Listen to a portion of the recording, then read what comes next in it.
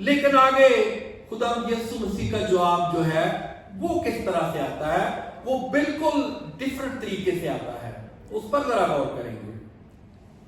یسوع نے جواب میں اس سے کہا، میں تجھ سے سچ کہتا ہوں کہ جب تک کوئی نئے سرے سے پیدا نہ ہو وہ خدا کی بادشاہی کو دیکھ نہیں سکتا۔ اب یہاں پر ہم دیکھتے ہیں کہ وہ تو خدا ان کی تعریف کر رہے ہیں نیکودیمس، لیکن خداوند اسے ایک فرق بات بتا رہے ہیں کہ جب تک کوئی نئے سرے سے پیدا نہ ہو وہ خدا کی بادشاہی کو کیا کر سکتا ہے، دیکھ بھی نہیں سکتا۔ تو یہ ایک بڑا عجیب گفتگو نہیں لگتی آپ کو؟ لیکن یہ کیوں ہو رہی ہے؟ یہاں پر خداوند کا امنیشنٹ ہونا ظاہر ہوتا ہے کہ وہ دلوں کے حالوں کو جانتا ہے۔ ایک چھوٹا سا حوالہ جہاں سے تھوڑا پہلے ہی پڑھیں گے، دوسرے باب کی 23ویں آیت میں دیکھیں گے تو ہمیں اس کا جواب مل جائے گا۔ جب وہ یروشلم میں فسح کے وقت عید میں تھا، 23ویں آیت سے پڑھ رہا ہوں، تو بہت سے لوگ ان موجزوں کو دیکھ کر جو وہ دکھاتا تھا اس کے نام پر ایمان لائے، لیکن یسوع اپنی نسبت ان پر اعتبار نہ کرتا تھا، اس لیے کہ وہ سب کو جانتا تھا، اس لیے کہ وہ سب کو جانتا تھا۔ خداوند کی الوہیت کہ وہ ہر ایک کے مائنڈ کو پڑھ سکتا ہے، وہ فلی اومنیشنٹ ہے، وہ ہر مائنڈ کو، جس طرح وہ اومنی پریزنٹ ہے اسی طرح وہ ہر ایک کے دماغ کو، ہر ایک کے بھید کو جان سکتا ہے۔ آگے لکھا ہے، اور اس کی حاجت نہ رکھتا تھا کہ کوئی انسان کے حق میں گواہی دے، کیونکہ وہ آپ جانتا تھا کہ انسان کے دل میں کیا ہے، اسے پتا تھا۔ یہاں بھی اسے پتا تھا کہ نیکودیمس کے دل میں کیا ہے، چونکہ ابھی تک نیکودیمس فریسیوں کا سردار بن کے بیٹھا ہوا تھا، اور ابھی تک اس کے دل میں یہ فخر موجود تھا کہ میں ایک فریسی ہوں، میں ہر ہفتے 2 روزے رکھتا ہوں، میں 10 حکموں پر عمل کرتا ہوں، میں کوئی ایسا کام نہیں کرتا جو شریعت کے خلاف ہے، کنگڈم تو میرے پاس ہے، کنگڈم تو بولیے ٹھیک۔ اس لیے خداوند نے چھوڑ دی وہ بات جو وہ تعریف میں کہہ رہا تھا نا کہ تو اتنے بڑے معجزات کرتا ہے، خدا سیدھے مدعے پہ آئے کہ خدا کی بادشاہی کو جب تک تو نئے سرے سے پیدا نہ ہو دیکھ بھی نہیں سکتا۔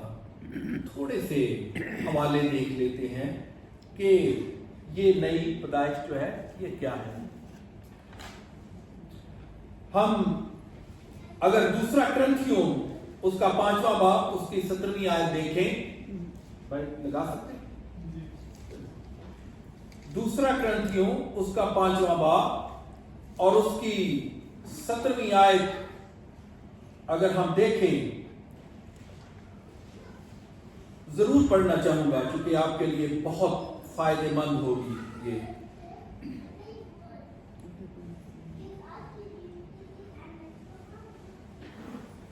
پانچواں باب اور اس کی 17ویں آیت میرا خیال ہے یہاں بھی آ چکی ہے، اور میں تلاوت کرنا چاہوں گا آپ کے سامنے،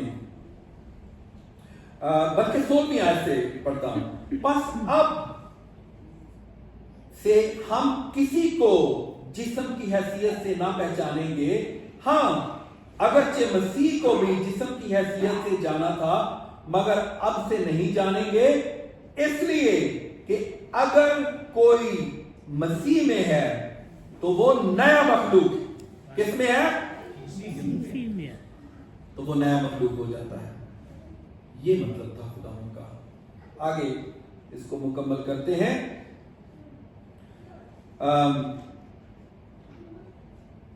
17वीं आयत, इसलिए अगर कोई मसीह में है तो वो नया मखलूक है, पुरानी चीजें जाती रही, देखो वो सब नई हो गई।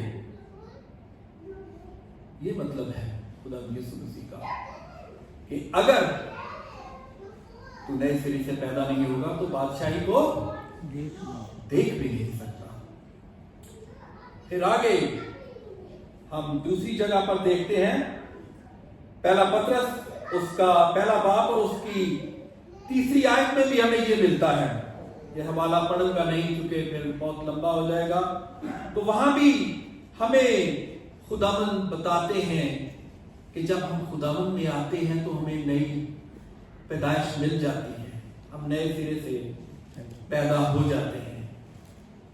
फिर जेम्स में भी अगर हम देखें उसका पहला बाब उसकी 18वीं आयत में, तो वहां पर भी हमें मिलेगा कि किस तरह से हमें नई पैदाइश जो है वो खुदावन की उस कुर्बानी को मंजूर करने, उस पर ईमान लाने के साथ हम नई पैदाइश जो है वो हासिल कर लेते हैं। लेकिन आगे हम देखते हैं कि निकोदेमुस जो है वो बात को कहां तक लेके जाता है, इस पे हम गौर करेंगे। फिर से हम यूहन्ना की इंजील उसके 3रे बाब की तरफ जाएंगे और आगे देखेंगे। निकोदेमुस ने उससे कहा, आदमी जब बूढ़ा हो गया तो क्यों कर पैदा हो सकता है? ये निकोदेमुस मैं समझता हूं कि एक बहुत ही अक्लमंद शख्सियत थी। ये एक तंजो मिजाज की बात थी जिसमें निकोदेमुस ने ये बात खुदा यीशु मसीह को कही कि मैं कैसे दोबारा अपनी मां के पेट में पढ़ के दोबारा पैदा हो सकता हूं। और फिर खुदा यीशु मसीह ने उसका बहुत अच्छा जवाब दिया और वो ये था कि जब तक तुम पानी और रूह से पैदा नहीं होगे तो तुम बादशाही को देख भी नहीं सकते। पानी के बारे में हम जानते हैं कि हम सब जब जिस्मानी तौर पर पैदा होते हैं अपने मां के बदन से, तो उसमें पानी का बहुत अमल दखल है। अक्सर लोग यहां पे कहते हैं कि बपतिस्मे का जिक्र किया गया है, लेकिन मैं नहीं समझता कि खुदा यीशु मसीह इस वक्त निकोदेमुस के सामने बपतिस्मे का जिक्र कर रहे होंगे, क्योंकि निकोदेमुस अभी बपतिस्मे से वाकिफ नहीं है। वो यहूदी रस्म रिवाज पर चलता है। सो ये एक जिस्मानी बर्थ की ही बात हो रही है। और रूहानी बर्थ जो है उसके बारे में फिर खुदावन कहते हैं कि जब इंसान खुदावन के साथ चलना शुरू हो जाता है तो उसकी लाइफ जो है उसी तरह चेंज होती है। जैसे हम जब बर्थ लेते हैं तो स्ट्रेट में सीधे बड़े नहीं होते, एक प्रोसेस है, एक प्रोसेस चलता है। और उस प्रोसेस में चलते चलते हम जब खुदावन के कद के अंदाजा तक पहुंचते हैं तो फिर एक ऐसी हालत हो जाती है कि जब गुनाह जो है वो हमसे दूर हो जाता है। अदरवाइज तो अगर हम जबूर उसके 51 में देखें तो 91वें जबूर में दाऊद हमें बताता है कि मैनू विच गुनाह दे जमिया मेरी माई। दाऊद वो शख्स था जिस पर रूह का एक भारी नशा रहता था इलाहों के साथ, क्योंकि जब उसकी जाति जूलियत के साथ फाइट होती है तो लिखा है कि वो दो शख्सों के दरमियान फाइट नहीं थी, वो दो इलाहों के साथ, दो इलाहों के दरमियान वो फाइट थी। रूह उसमें होकर के फाइट कर रहा था। आगे खुदा यीशु मसीह का जवाब जो है निकोदेमुस को एक बड़ा ही अजीब है, बड़ी अजीब कि जो ये क्लिप है, प्लीज इस एपिसोड को आप जरूर देखिएगा और बड़े अच्छे तरीके से, बड़े आराम से और सुकून से और एक एक लफ्ज पर गौर करके देखिएगा, फिर आपको पता चलेगा और मजा आएगा, आप इसको बार बार देखना चाहेंगे। फिर खुदा यीशु मसीह जब उसका ये जवाब आता है और फिर खुदा कहते हैं कि मुझे बहुत ये हैरानगी है कि तू एक उस्ताद है और तुम्हें इन चीजों का पता नहीं है। अब हम देखते हैं कि निकोदेमुस को क्यों पता होना चाहिए। ये हमें ओल्ड टेस्टामेंट में कहां मिलता है कि नए बर्थ का ओल्ड टेस्टामेंट में कहां पर जिक्र है जिसका कि निकोदेमुस को पता होना चाहिए, क्योंकि खुदावंद उसको इस बात पे बरला नाला करते हैं कि तुम्हें पता होना चाहिए, तुम्हें क्यों नहीं पता।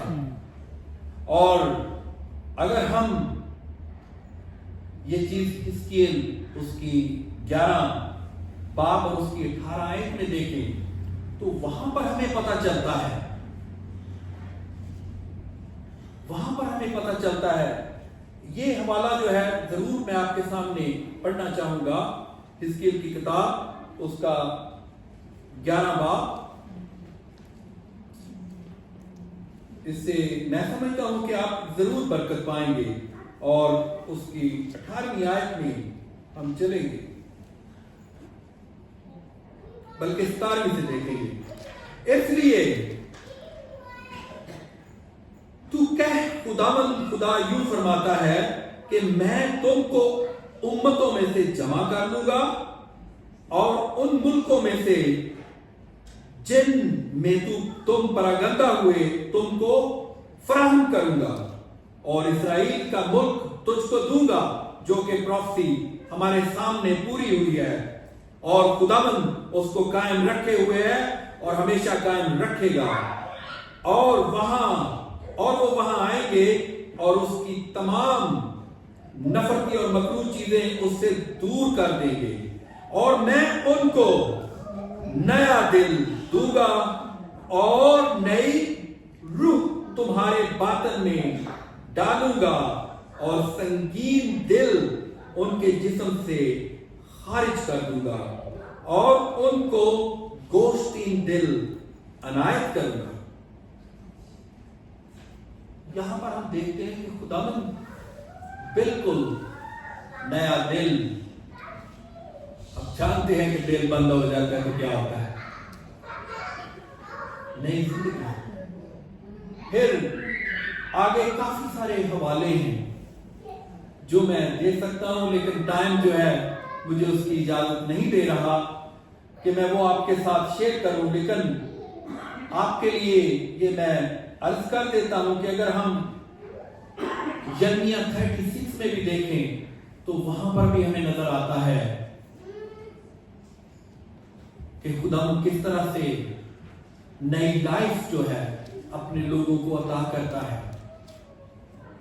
फिर अगर हम हिजकिय्याह के 36 में देखें जहां पर ड्राई बोन्स का भी जिक्र है तो वहां पर भी हमें पता चलता है कि किस तरह खुदा बाप अपने लोगों को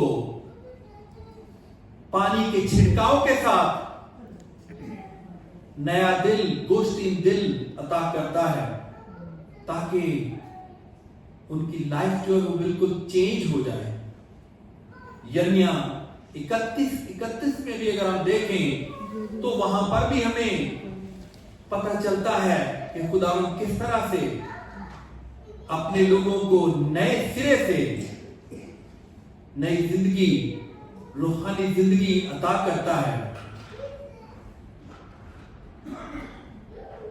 लेकिन यहां पर हम देखते हैं कि निकोदेमुस को, चूंकि निकोदेमुस ने बड़े तंजिया अंदाज में ये कहा था कि मैं किस तरह से अपनी मां के पेट में फिर से पढ़ सकता हूं और दोबारा पैदा हो सकता हूं। तो खुदा ने सारे कलाम के वो हवाले उसके सामने पेश किए।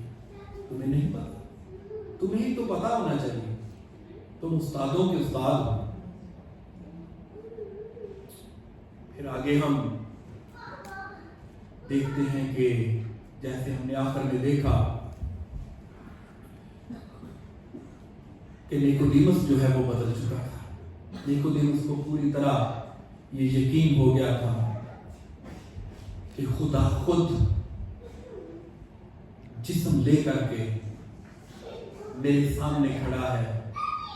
और हिस्टोरिकली हमें ये बात मालूम होती है स्क्रिप्चर के थ्रू नहीं, कि वो उसने किस तरह कहा कि मैं तो ये पता है क्या वाक्या वो याद आता है उसे, मूसा का वाक्या, जब मूसा जलती हुई झाड़ी के पास खड़ा है, वहां से आवाज आती है, ऐ मूसा ये पाक जमीन है, ये जगह पाक है, अपनी जूती उतार ले।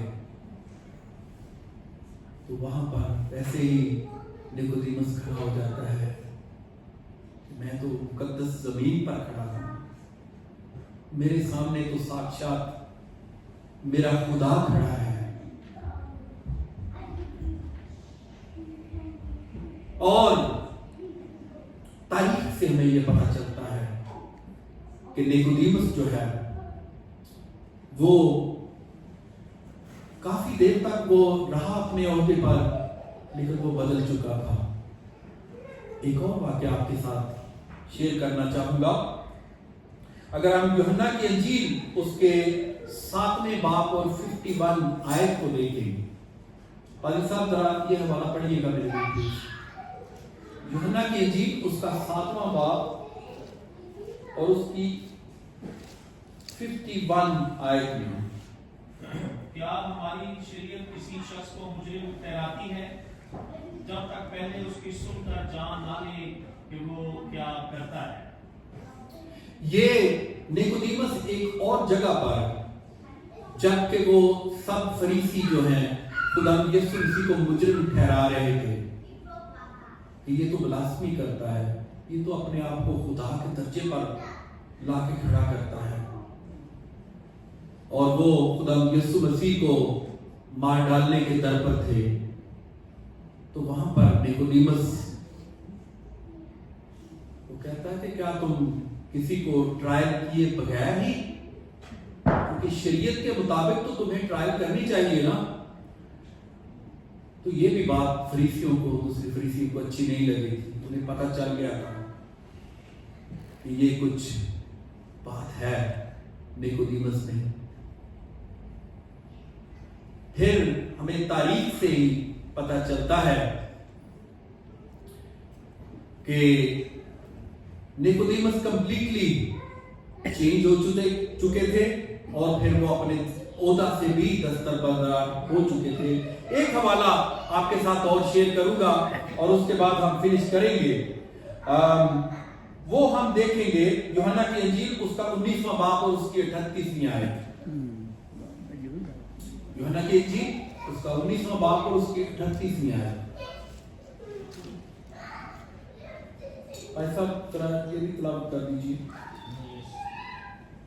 इन बातों के बाद अरमितिया के रहने वाले यूसुफ ने, जो यीशु का शागिर्द था, लेकिन यहूदियों के डर से खुफिया तौर पर पिलातुस से इजाजत चाहिए कि यीशु की लाश ले जाए। हाँ जी, थोड़ा आगे पढ़ दें। पिलातुस ने इजाजत दी, बस वो आकर उसकी लाश ले गया।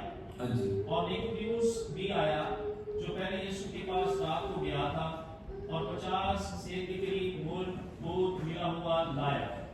बस उन्होंने यीशु की लाश लेकर उसे सूती कपड़े में खुशबूदार चीजों के साथ दफनाया, जिस तरह के यहूदियों में दफन करने का दस्तूर है। शुक्रिया। यहां पर हम देखते हैं कि खुदा यीशु मसीह जब सलीब पर जान दे देते हैं और उसके बाद दो शख्स हैं जो खुदा यीशु मसीह का कफन दफन का इंतजाम करते हैं। एक है जोसेफ ऑफ अरिमथिया, वो भी सीक्रेट शागिर्द था और बहुत अमीर था। और दूसरा हम देखते हैं कि वो निकोदेमस था। निकोदेमस कितना अमीर था, इस बात से अंदाजा लगता है। कितना उन्होंने बताया कि वो ऊद और मोह लेकर के आए, 50 सेर। ऊद और मोर जो है ये बहुत ही बेहतरीन किस्म के खुशबूदार स्पाइसेस हैं, और अगर आज की मार्केट में हम इनको देखें तो इसकी कीमत पता क्या बनती है? 150,000 से 200,000 डॉलर। 150,000 से 200,000 डॉलर तक इस वजन की ये कीमत बनती है आज। और ये निकोदेमस खुदा यीशु मसीह के दफन के लिए लेकर के आया था। इतना अमीर था वो। और फिर बाद में हिस्ट्री हमें बताती है कि एक मॉब ने, जिनको पता चल चुका था कि ये बदल चुका है, उसको उसी तरह शहीद किया जिस तरह के स्टीफनस को शहीद किया गया था, और उनसे वो सब जो उनकी अमानत थी, जो सब कुछ था, वो छीन लिया गया। और ऐसा कि एक हिस्टोरियन लिखता है कि उनकी बेटी जो थी वो दर बदर की ठोकरों तक आ पहुंची थी। इस तरह से उनके पूरी फैमिली को अबैंडन कर दिया गया था। ये निकोदेमस जिसने हमारे खुदा यीशु मसीह को एक उस्तादों का उस्ताद, रब्बियों का रब्बी होते हुए ये दर्जा दिया था। और मेरा ये यकीन है कि हम सब लोग जब खुदा से मिलेंगे तो निकोदेमस की जरूर वहां पर, और बाकी की स्टोरी हम वही उनसे पूछेंगे। खुदा आपको बरकत।